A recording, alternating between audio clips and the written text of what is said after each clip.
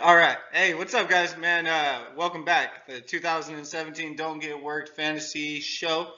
I'm here with Cody, as always. We're going to go ahead and give you guys that Week 6 edition breakdown. We had a couple close games, one really, really close game, a couple blowouts, including the biggest blowout of the year.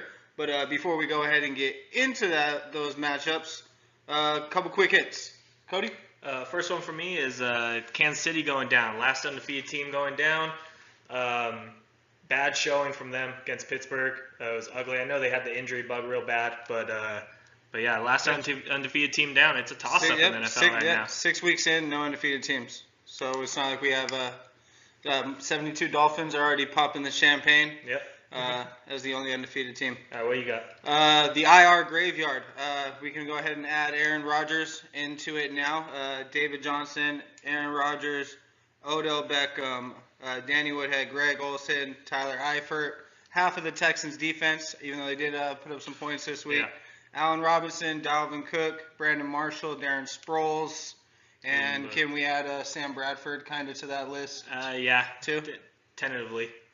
And Andrew Luck. So that's a lot of injuries, a lot of big names that have gone down. All right, and the next one for me is that fucking crazy New Orleans-Detroit game. Yep, 90 plus points. You got 5 defensive scores. 5 defensive scores. 2 of them like picks at the 1 yard line. Crazy shit. Yeah, crazy fun game, man. It was still that was unreal. It was like 150, and that game was like still going on. Yeah, so you had New Orleans being, I believe, the highest scorer. The Dome Patrol's back. Yeah. The Dome Patrol's back. New Orleans is playing defense, baby. Last time we played defense, we won the Super Bowl. Uh-huh. Man, and it really, if you think about it too, like you take the advantage of having Super Bowl quarterbacks on your roster. Now that Aaron Rodgers goes down. Like, what quarterbacks are Super Bowl winning quarterbacks in the NFC? You had Eli, Russell Wilson. Yeah. And that's pretty much, I think that's it now. So if the Saints do put themselves in playoff contention, I don't see why they wouldn't be able to make it. It's just another reason on how wide open this year is. There are so many divisions that are just toss-ups at this point, especially with teams that you wouldn't expect. And it's turning over into the fantasy world. There's a lot of players that you're not expecting this year that – there's always a few every year, but it seems like much more this year than usual. And what about you for the last one for you? Another week up for the running back and down for the wide receiver. Another week where we had, I believe, 6 running backs outscore the highest wide receiver. And then after that, you had another 4 or 5 running backs that really put in work compared to, I think Golden Tate was the 3rd best wide receiver with like 15.5 points. He was up there with like, behind Fitzgerald, Gronk, and Antonio. Yeah. And then but the running back position, you had Ingram, Fournette, AP, Bell, Gordon, McKinnon, Hyde, Ajayi. It's just crazy that it's just another proof that fantasy and NFL just goes in waves. There's just like the resurgence of the running backs. A few years ago, it was only like running backs were the most important, and then they kind of disappeared. There were a lot of tandems. Wide receivers took over. Like Antonio Brown was the overall #1 last year. And then this year, it's usually 3 running backs go first. So it's just every year it seems like it just changes. No, so hopefully you have one of those running backs that are putting in work.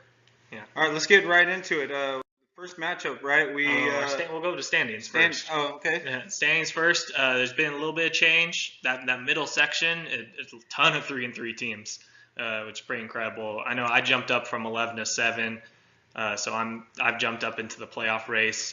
We also had if the playoffs were to start right now, if we ended, it would be cut off at Manny. Those would be the 8 in. So Kevin is the only 3-3 team that would be looking outside, is the outside looking in due to points. Yeah. Really low. Proves how important the points can be, especially down towards the end of the year. We also had the only 0-5 team to get their first win. And they both did. Was it both of them? Both of them. Oh, they both did? Yeah, I thought it was just one of them. Okay, they both did. So remember, Esteban went ahead, took down Renee, and Jaime went ahead to guard. Taking down that fraud team that I've been talking about each week. Sorry, Renee. This is how crazy this fantasy football is, though. I am in 10th place, 2-4. I got a 2-4 record, and I have the most points in the league, 2-4. And I'm looking. I've put up pretty 600 points, and I'm looking at 600 points. Every loss that I have is against a team that scored the most points they have all season. I don't even know what the probability of that is. I know it has to happen to somebody every year, where you're not in the picture even when you do score points. So it kind of sucks. Like I need to pick up some wins or else my points aren't even going to matter. Yeah, it always seems like it's someone each year, but don't worry, when we get to our game, I'll let you gripe all you want on that one. All right, let's get on to the first match. Oh, and then just still up at top is the People's Elbow up there. He's still sitting. Well, that's 4 weeks in a row. 4 weeks. So 4 weeks in a row for Vinny. In his first place, he's riding that strong. Johnny's gonna have a tough time catching him with the loss of Rogers. And then Drew squeaked out a win to give him 4 straight. Yeah, 4 straight. Yeah, huge 4 straight for Renee, or for Drew. I mean. All right, let's move on to our first matchup, which is that low-scoring, squeaky game that Drew got, the 67-54 win over Hulkamania. Hulkamania. This was the lowest total score out of all of our games. This might be one of the lowest scoring of the year. 9 skill players total in this game had less than 5 points. So you look at all the running backs and wide receivers, combine them together, 9 of them had less than 5 points. I think the only players that had more than 5 points, you had Landry, Evans, and it looks like Hopkins. Other than that, everybody else had under 5 points. It was a complete letdown, but you get wins. It doesn't matter how you get them. You take them as they come, and Drew's not going to complain about it. He's going to take his 4 in a row. Right with him and take a down week and still be able to grab a W. Well, I mean, he's been able to ride that Deshaun Watson train that's just caught fire. He's been able to ride that. Well, he didn't ride it all the way because he played Ben last week. So he hopped off the train for a second. Shouldn't have. And jumped back on. But at this point, is it ride or die at this point? You got to play him every week until he starts to show any regression or even in a bad matchup. Until next week because he's on the bye. I know he's on the bye, but like, when he gets back from the bye, you're going to keep playing him? I don't know. I don't think that's necessarily true. I think that as long as if Ben shows any confidence and is able to put points on the board, I think you could still play like matchup. But I mean, I'm going to give the edge to Watson.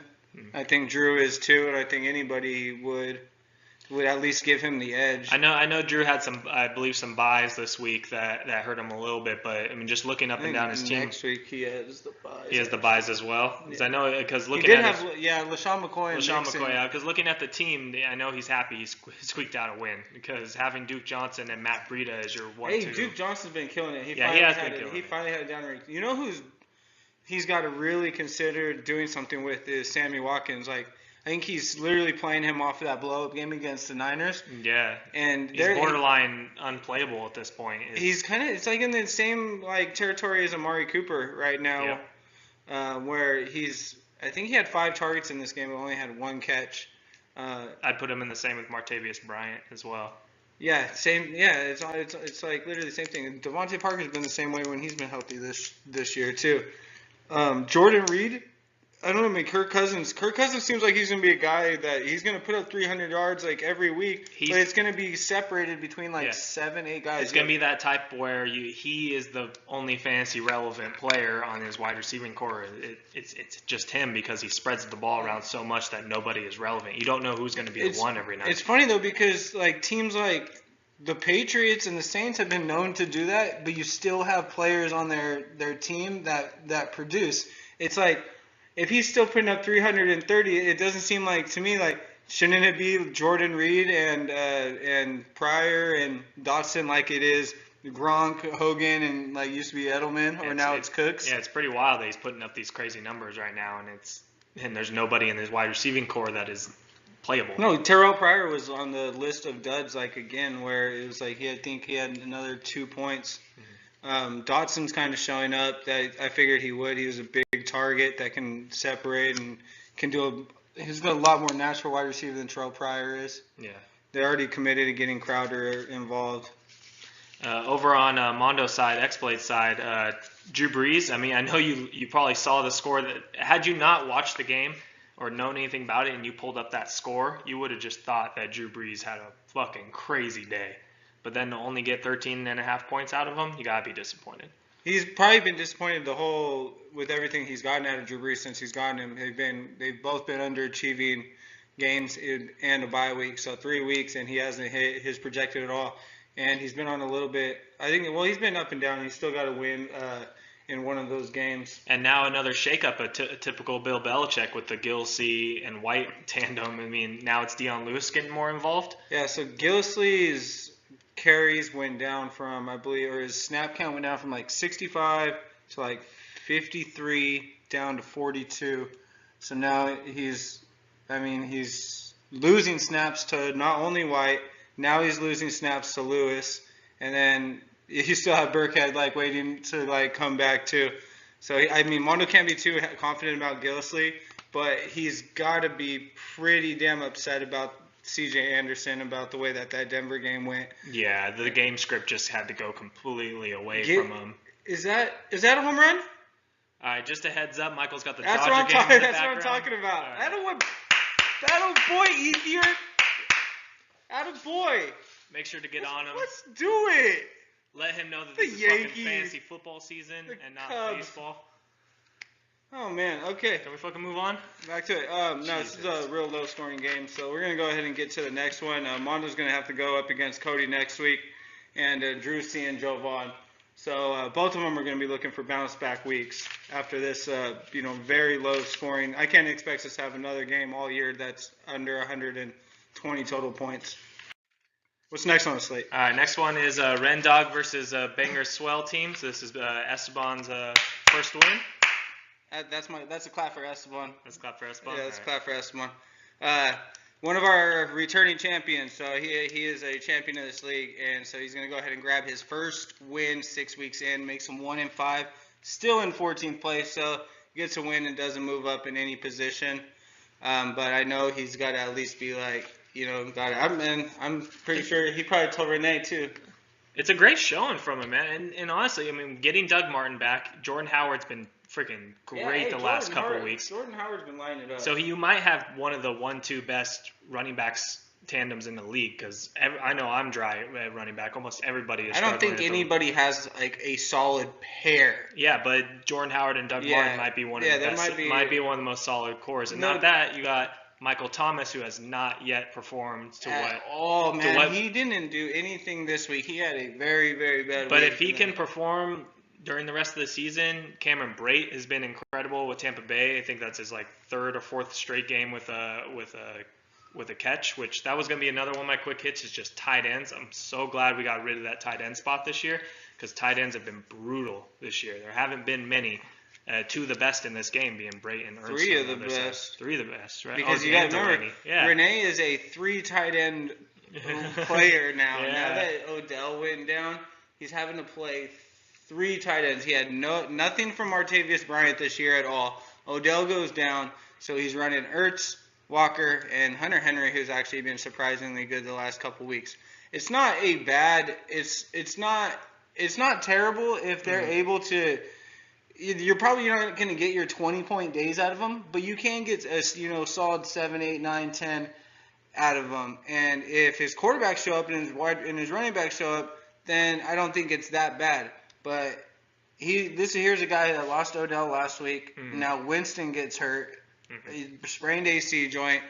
He's got Palmer on the bench. Yeah, it's a nice quarterback to have on the bench with the volume that they're getting, and I think with the addition of AP is going to be able to open the passing game up even more, because now you can't just put everyone back. You got to put a couple of people in the box to stop them. What's crazy is Renee is 4-2. Yeah, he's yet to hit his projection yet this year. That's how told you, fucking fraud. But if I look at his team, I would kind of like that team now. I think Blunt going forward is pretty valuable. They're giving him it. Yeah, it seemed bleak for a second. Yeah, he had the game where he didn't even get a carry or had one carry, but now it seems like he seems to be the bell cow there. Yeah, so I can't see Renee being a team that's going to be putting up 110, 120 points, but he can be a team that's going to be threatening to be, still in every week. Yeah, in every week. I can see that. So another injury bug, bites him in the ass, and then he runs into Esteban, who gets a combined 45 points out of his running backs. I mean, it's a great showing. Yeah. Howard, Martin, and Thompson. Yeah, Chris Thompson being that other guy that's getting. I would say he's kind of the biggest beneficiary from Kirk Cousins. If I had to pick one, I would say him or Dotson have been the biggest beneficiaries. But and that's Thompson's bounce back from the dud list as well. He was a jabroni. So right after being a king the week before. King, jabroni, and now back to almost being a king, but definitely a good showing from him with 100 yards. But great game, Esteban, and down week for Renee. I'm not sure who they have next week, but we'll find out when we get to the matchups at the end. What's next? I believe we're going to get into the NWO also getting his first win. So Esteban goes ahead and grabs his first win, and Jaime goes ahead and grabs his. Always working the waiver wire. Made the right decision, or I guess maybe I just made the wrong decision in being the one that grabs Latavius Murray off the waiver wire, and Jaime was able to be the one to get Jerick McKinnon. McKinnon turning into a real solid RB2 at this point. And honestly, it does make sense because out of the two players between Murray and McKinnon, if you looked at it as who is going to be the best fill-in for Dalvin Cook, it would obviously be McKinnon. If you really think about it, he's the one that can do what Dalvin was doing. Maybe not as well. He's the one who can catch the ball out of the backfield like Dalvin was doing and run the ball like Dalvin was doing. You could still kind of have the same type of game script. He's got a really good burst. You can't do that. Really good burst. Well, he's a freak athlete. He's like he's a freak spark athlete. Like he combine, crazy stuff like that. But he hasn't been able to stay healthy, and has he been able to take a big enough workload? And he doesn't have Asiata in the way. Yeah, it seems like this maybe. I know it seems like it's been like 4 different times that McKinnon's had his chance, but he looks like a good fit for the way that offense has changed. He fits into Dalvin's role much better than Latavius. You can't put Latavius in that role. That he's not a pass catcher. He's kind of a soft downhill runner. So I see it now. So he's definitely a great pickup for him. And then Jaime probably had the pickup of this week, and it was Dion Lewis who joined who got into the work in New England, was able to get him double-digit scoring. Jaime's really good at playing matchups, and he's not getting anything out of his best player yet this season. Julio had another average to under average game. And he's also got Will Fuller on his team, which is the guy who catches a touchdown 60-something% of the time. Yeah, he's 62% of the time he catches a touchdown. Fucking unbelievable. He's been the main dude to really, really, I think, get some from Watson. Because Hopkins is gonna have doubles all the time. Yeah. And as long as Watson could extend plays by another second or two, now you have your speedster who's gonna be able to break coverage. Yeah. And he's just finding them. So he's not gonna keep up this really pace. high touchdown. Well, he'd break every single touchdown record known to man if he kept this pace. Yeah, if he kept the pace up, but it's been working out. I mean, But overall, if Jaime can find some work, it can find a usable quarterback. McKinnon can now turn into probably his number one running back. He does have a usable quarterback. Josh McCown. Oh, Josh McCown. On the bench. He's and on he the had bench. 22 points. So Josh McCown is a usable quarterback. All right, the way that the New York has been throwing the ball lately. But overall, his team is I think, better than what it either gets projected or what he's showed so far. Him and Esteban. For Manny though, so playoff start right now, he would still make it. He's in 8th place, and I think everybody's thinking the same thing. It's like you go and you look at his team, and now you're not seeing Ezekiel in there. Yeah. And we all knew it was a possibility. If you're going to be the one that drafted him, you're going to be having to deal with something. We keep getting all these different news updates. The latest one, what we just got, said that he's now active for the next 2 games. So we'll see. Obviously, his team it's like comparing 2 different teams. Yeah. When you have Zeke and you don't, because he had to pick up Elijah McGuire and put him into the lineup. Then he's got Jamal Charles, who's another backup running back. Yeah, McGuire was a tough play. You found out really late that Forte was going to be playing. Yeah, because he had Powell. So yeah, it would have been a great play had Forte not played. But Forte playing really, every time he's healthy, even though he doesn't seem to be very fantasy relevant right now, he takes too many carries away. But let me ask you about the Zeke thing. Would you have just rather had him serve the first 6 games so that you have him for like the rest slate instead of this bouncing back and forth? And now I think it depends on how it worked out. I think it depends on how it worked out. Like now that Manny's looking at his team now and looking at his record and everything, then I would think it's easy to say sit out the first 6 weeks. I could have played. It would have been easier to run off the waiver wire the first 6 weeks than it is going to be going forward because you kind of have an idea of what anybody is already. Mm-hmm. So definitely I would have. I would rather have him. Because now it's possible for you to, if you do say he makes the playoffs, say it started today, he made the playoffs, and Ezekiel's out, you're not going to have him for the playoff race towards the end of the season. No, you might have him for about your. If he now that he's going to play the next 2 games, I don't. I mean, he might be able to play your championship game or something. Yeah, so that's a tough spot to be in, and it definitely didn't go how anybody was expecting. It was either gonna be good or it was gonna get reduced or he was just going to serve it and get it over with. So I think if you're playing against Zeke, then you're looking at a top 3-4 team in the league, Manny's team. If you're not looking at Zeke, then you're looking at a more towards the bottom tier team because he isn't deep at wide receiver at all. But for some reason, like his team just keeps leaving points on the bench. He could have easily hit the highest scorer in the league this week if New Orleans defense, the Dome Patrol, put up 32 points. And, I mean, would have, easily given the win. But who's going to play New Orleans D against the Lions when you had Green Bay and Minnesota against, an offense that hasn't really done much? It's going to be a low-scoring game. On the flip side, Aaron Rodgers goes down. Minnesota wins. New Orleans scores 3 touchdowns, and everything would be completely different. You can't give him a hard time for that because that's just fucking unbelievable. It just sucks to be the man he's seeing that on his bench. So Jaime's going to go ahead and grab his first win off of the combination. I think he had a combined, 30, how many points? 37 from his running backs. So great week for Jaime.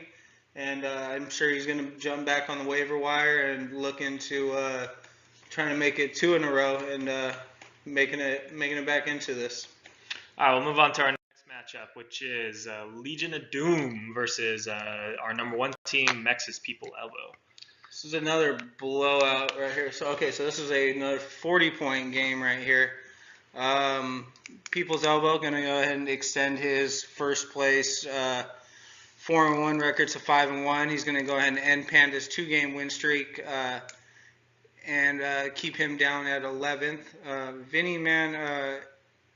Solid play overall from his team. Mm-hmm. 2 weeks in a row, though, he did choose the wrong quarterback. But, again, it's tough. You have Stafford against New Orleans inside the Dome. Wentz outplayed him on Thursday. Great pickup, Orleans Darkwa.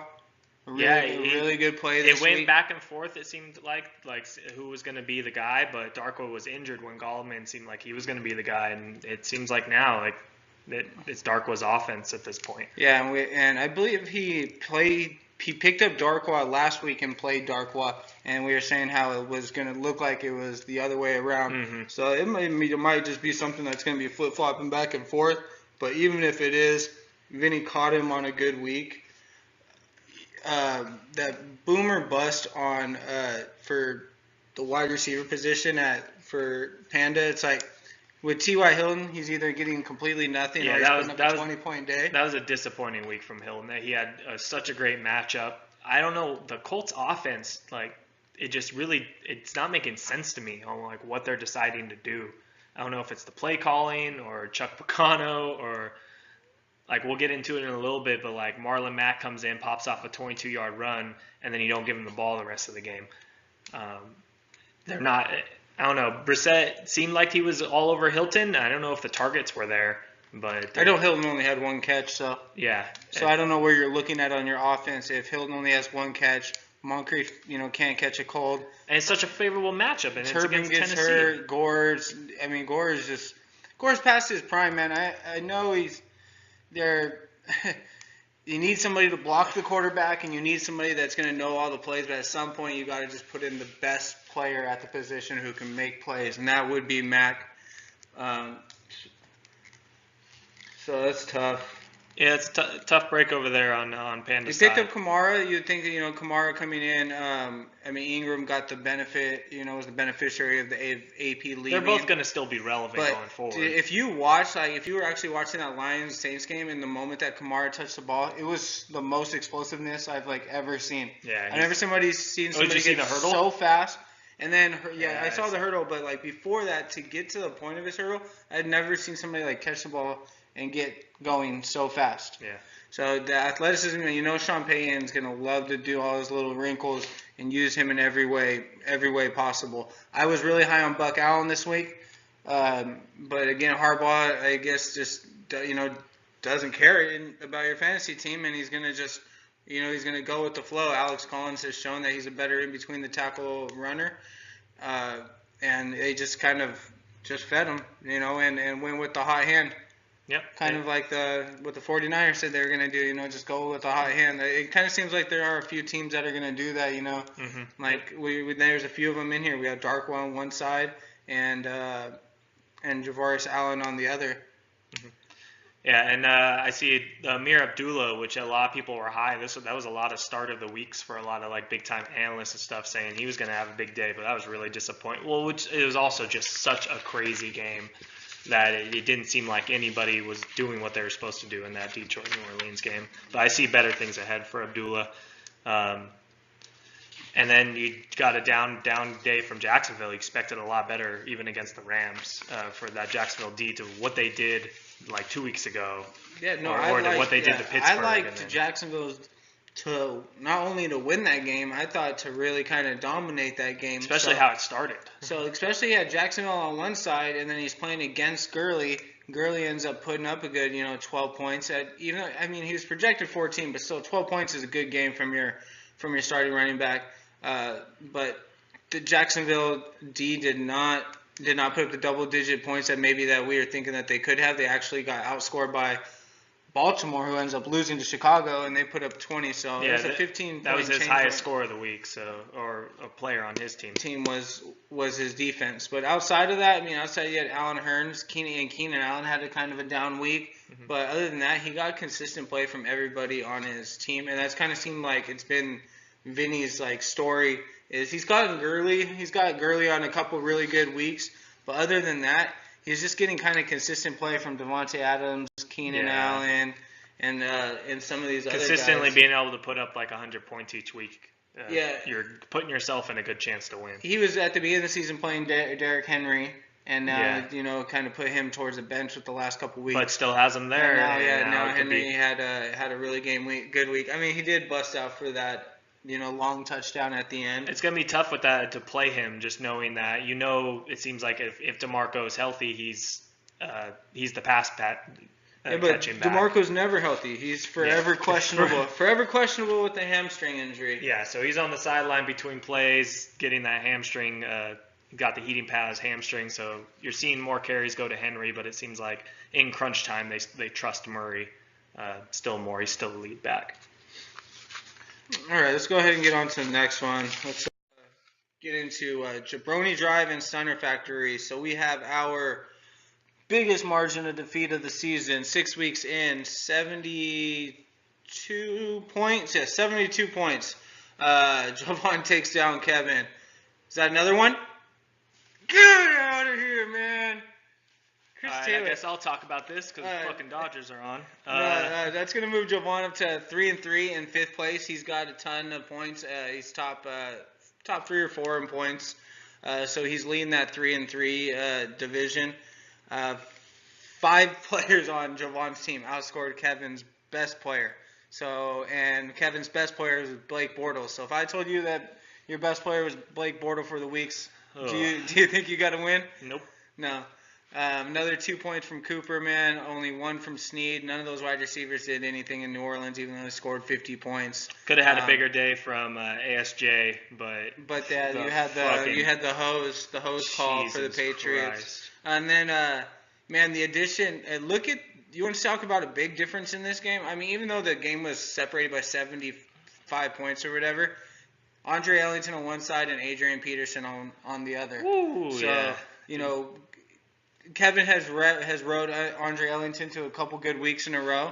Jovan has Adrian Peterson. Adrian Peterson switches teams and gets downhill. 134 yards rushing and 2 touchdowns and hangs up 25 points, man. I'll be Is honest. AP back? I didn't want a piece of it. I'll be honest. I whiffed on that fucking one. I saw a garbage offensive line he was going to. He wasn't available. Is Jovan just had him on his team? Well, I'm just saying I whiffed on not even believing in it. And I started the season with AP, so he was originally on my team. He was originally on your team. Team. I'm just saying. Maybe he did pick him up though. I could be wrong. Well, he eventually got picked up. I don't know if he was on the waivers, but I wasn't even looking for him. I'm saying I whiffed on just the idea of it being successful.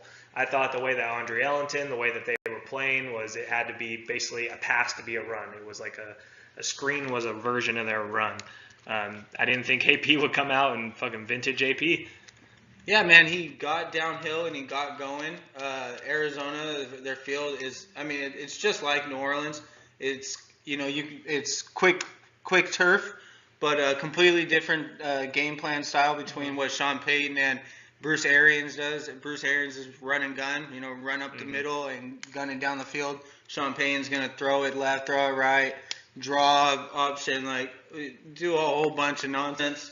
So AP gets to go back to something that he's more comfortable in, and maybe we get back to the old AP. Javon had a down day from Matt Ryan. That was pretty disappointing, especially in that matchup. This is how crazy that Javon's day could have been. This is how insane getting 67 points for your running back is. Is that Matt Ryan had a bad day against the Miami Dolphins, could have gone for 20-something to put him at 140, and he had AJ Green on a bye. Yeah, that's incredible. So he could have literally pushed 150 points if barring a couple different things. Getting 67 points out of your running backs is insane. So Leonard Fournette, man, he keeps it going. He keeps on trucking. Carlos Hyde was the hot hand that Kyle Shanahan, I guess, was talking about this week.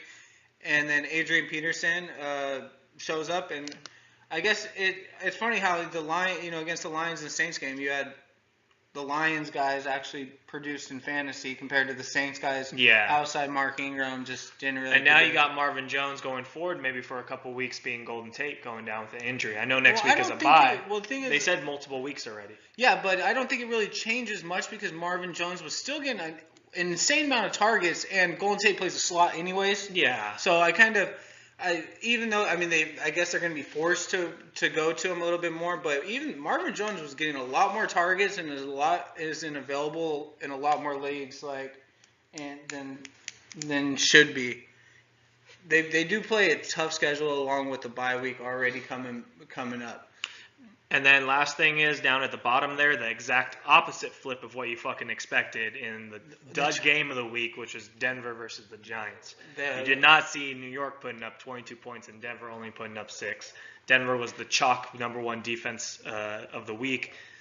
Everybody played them in any league they had automatically and was probably the most played team in your DFS as well. And 6 points, disappointing day from them. Yeah, I know. They cost me big in DFS. You would never expect. I don't understand. It's so unexcusable. It's unexcusable that you're a home team. You're coming off of a bye. The team is traveling all the way across the country. It's decimated. Has no wide receivers, missing 3 linemen. And you aren't ready? Yeah. You don't have a game plan to just completely attack Eli? And you want to abandon the run in the first quarter and just hey, Simeon, go ahead and fling it around. It doesn't make sense to me. And it's the same thing with Atlanta. You come off a bye. You're at home. You have arguably the worst offense in the league at the moment coming into town. You paid Devontae Freeman all this money in the world, but you don't want to stick to the run. You want to just keep letting Matt Ryan air it out, even though you have Julio running around with bad hip, bad shoulder. Sanu's not there. Taylor Gabriel's 5'9". They don't have a tight end that can stretch the field. Why not just get back to the run? You have probably the best two-headed running back core. Yeah. It just to me it just doesn't make sense. Maybe they are missing Kyle Shanahan. All right, let's go ahead and do we have one more or we have one more. We have one more before the I know you guys are waiting for it, but we're getting to our game last. So this game is Heartbreak Kids versus Degeneration X. So yeah, it's the battle of the Shawn Michaels. It's gonna go ahead and push Johnny to 5-1. It's gonna end Alex's 2-game win streak. Remember, him and Cody both had no wins, and they went ahead and grabbed two big ones. That's gonna end Alex's little run. So he's gonna have to get back on the train going forward. He's running Cam and Gordon. Melvin Gordon and Cam have been doing great. Took a little shot with Sanders going down. I don't know the status on it looked bad on Sanders, but yeah, it did look bad. But if we're going to talk injuries, yeah, another week of you may have pulled away with the win, but you took a fat L on your lineup this week. And 110 points, and you think that your quarterback showed up. Yeah. He went down quick, man. Aaron Rodgers is done for the season. Well, they're saying surgery and surgery and they're rehab. Not, it's done for the fantasy season. Fantasy season, most likely. And Johnny already has an open roster spot right now. Does not have a backup quarterback on his roster, and there's not much available. And there's really nothing much is available. I know there's a couple of teams that do have 2 quarterbacks. I know Cody has Dak and Cousins. I know Vinny has Wentz and Stafford. There's no possible way for Johnny to hang on to this season. His skill players are good. I mean, don't get me wrong, the skill players are good, but they're not good enough for your quarterback to only roll out 10 points a game, whether it's fucking Hogan or Kaiser or Trubisky. Yeah, I just don't see enough available. You're not going to find that hidden gem. That it's too late in the season. Your Deshaun Watson isn't sitting He's on probably looking at 25 points from Ingram and 25 points from Bell and being like, oh yeah, I could get this on a weekly They're not going to basis. do that every week. How about 20? I know it's Bell and Ingram, and Ingram, this is the first week that Ingram has showed up. We don't know if he still has Kamara there. But Le'Veon Bell, maybe you can ride him as much as you can. Well, yeah, I think Le'Veon you'll be fine going forward. He's not going to get 20 points. And your wide receiving core is nice. It's a good team. If you can replace it with a decent quarterback, it's still one of the best teams in the league. But losing Rodgers, it's huge. Hit. Yeah, I mean he's pretty lucky that he's 5-1 right now, because if he was a 500 team or below 500 team and he loses Rodgers, he could probably just cash it in the season. But he's probably still going to be able to fight and hang on to a playoff spot, and because he make it, and hopefully be able to maybe stream one of those. Remember, 3, 4, 5 available quarterbacks and just play the best matchup. He got an insane week out of Mark Ingram. AP leaves the last couple weeks. Mark Ingram's stock has been going up and up and up. 25 points, even with Kamara doing some of his own work too.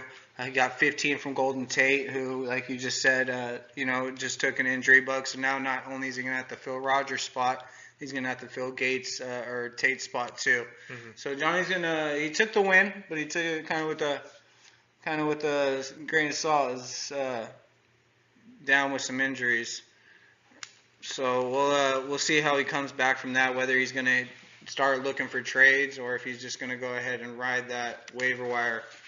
So I'm kind of interested to see what he's going to do. Yep. Yeah, it'll be interesting. So DX down, Johnny losing Aaron Rodgers, but we'll move on to the final game. We put ours last, being that we had the bet last week, and it came down to the wire. And if you don't know the bet was the loser had to go ahead and take a tablespoon of cinnamon and chase it down with some hot dog water. So a little spin on the cinnamon challenge. With a good old some old-fashioned hot dog water. So we're gonna videotape that and put it on the YouTube channel. I don't know if all you guys are listening or if you paid attention enough. We've talked about the end. We're gonna try to do this every week. We have another one. But we decided on this week being the first one just because we happen to be playing each other. But damn, I did not see it turning out like this. Yeah, 118. I was projected to beat you, but it turned out to be a really, really good game. A lot of players played well in this game. If anything, I don't believe. Okay, so the only player, my skill player position, not score double figures, was Marlon Mack on Monday night. And it really came down to Mack versus DeMarco.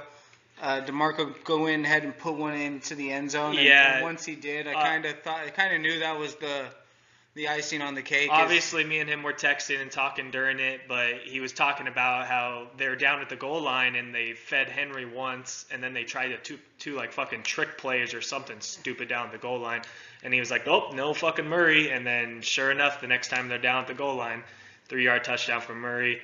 They were keeping him on a play count, but it was huge. But that was the biggest surprise for me was that like I had watched that part of that game and. Marlon Mack, I expected more from him. That's why I didn't go in thinking even if I got a touchdown from Murray, I didn't think it was going to be enough. But to Marlon Mack to get those, he got 22 yards on his first carry, got a second carry for -4 yards, and gets pulled. Yeah, and doesn't come. That's fucking and then it. Turbin comes in, he gets a lot of playing time. He ends up getting hurt, and then they go back to Gore at the end of the game. So Yeah. wasn't a big fan of the way that Indy ran that game. But then after the game, all you hear is from everybody's like, they got to give Marlon Mack the ball going forward. Don't be surprised for him to break out. And I'm like, oh, well, it's a little late, for me. But another 118, man. It literally came down to the wire. This was our closest game of any game so far this season. About half a point. You could have done a lot of what ifs if somebody played this guy or that guy. But I mean that's the way it works. I've got the most points in the league, and I'm 2-4. Yeah. Here's your time to tell everybody how much it fucking sucks. And here, I mean, we matched here at defense. It's pretty wild that both of our defense put up you texted 22 me. points. Houston played in the morning games, and he texted me like, "Wow, I can't believe they fucking got like a interception for a touchdown, 22 points." And then sure enough, the Rams start off the game with a fucking kickoff return for a touchdown, and put up the same amount. I'm pretty confident, though, man. If I could just get a couple wins, I'm going to be in the playoffs along with my points. It's so close. I'm looking at my skill guys, man. Hunt, Ajayi, Fitzgerald, Gronkowski, Crabtree.